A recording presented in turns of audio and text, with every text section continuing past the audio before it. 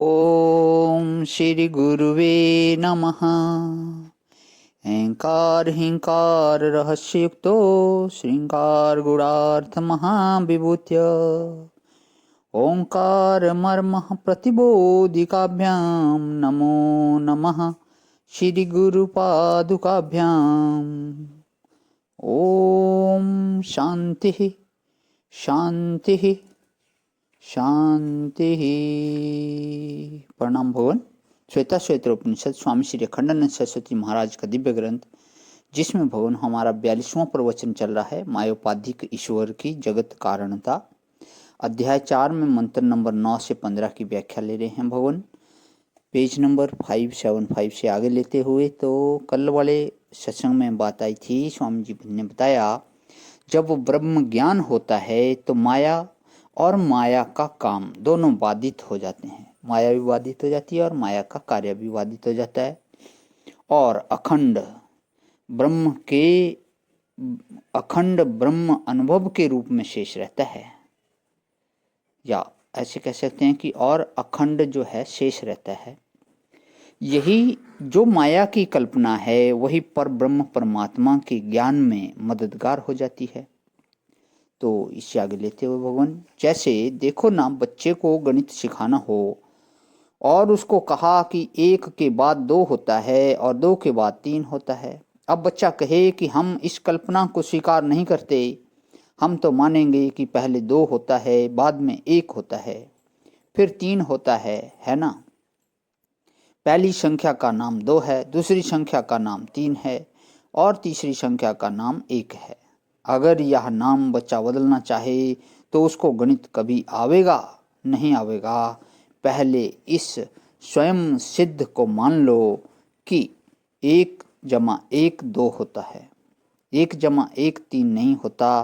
क्यों नहीं होता? स्वयं सिद्ध। यह मान लो कि पहली गिनती का नाम 1 है, दूसरी गिनती का नाम 2 है और 1 1 2 होता है। इस प्रक्रिया को पहले मान लो, तब तुमको गणित आवेगा। गणित सीखने का यही तरीका है। ईश्वर ने यह सृष्टि परमाणुओं से नहीं बनाई है। तुमने परमाणुओं से बनाकर देखा थोड़ी ही है। अच्छा, ना तो यह प्रकृति से सृष्टि बनी है, क्योंकि प्रकृति से भी सृष्टि होते कोई देख नहीं सकता। बुद्धि के कारण को बुद्धि कैसे देखेगी? या कैसे एक मायावी अपने को अन्य रूपों में दिखा देता है, वैसे मायावी परमात्मा अपने आप को अनियत रूप में दिखा रहा है। और जब अखंडार्थ घी होगी, अखंडाकार वृत्ति होगी, तब माया और माया का कार्य स्वयं निवृत्त हो जाएगा। जब अखंडार्थ धी होगी, अखंडाकार वृत्ति होगी, तब माया और माया का कार्य स्वयं निवृत्त हो जाएगा, बाधित हो जाएगा। यह ज्ञात हो जाएगा कि पहले से है ही नहीं। इसलिए माया की परमात्मा में एक कल्पना करो और उसका फल यह होगा कि कोटि कोटि कल्पना निवृत्त हो जाएगी।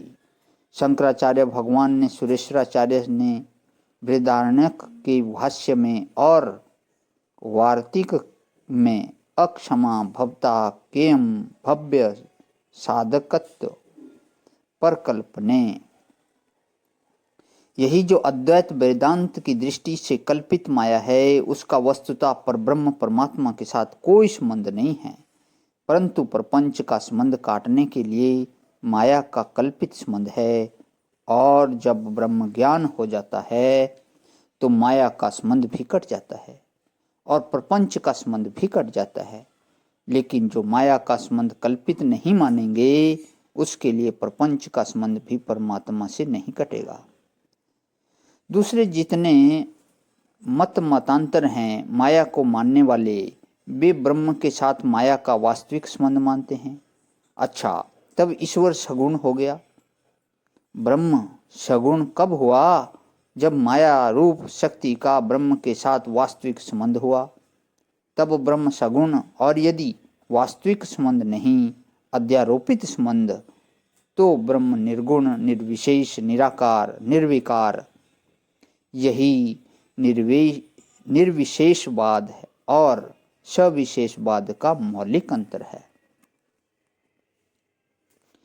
माया से सृष्टि हुई यह श्रुति बता रही है। अब दोनों के लिए इसमें गुंजाइश है। माया ईश्वर की स्वाभाविक अचिंत्य शक्ति है कि माया जो है यह व्यवहार की, प्रपंच की ईश्वर में संगति बैठाने के लिए कल्पित शक्ति है।